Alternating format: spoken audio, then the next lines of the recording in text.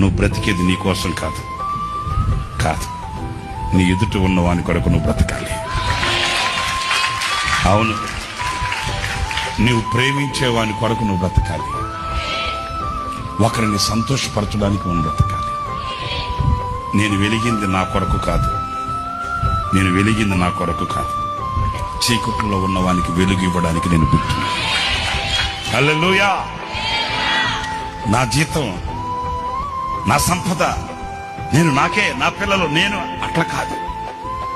నీ కుటుంబం 10 కుటుంబాలకు ఆశ్రయమై ఉండాలి.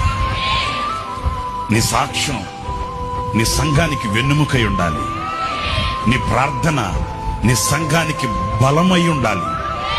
నీ కన్నీళ్లు నీ సంఘానికి సత్తువై ఉండాలి. నీవు లోకానికి పత్రికవై ఉండాలి. హల్లెలూయా.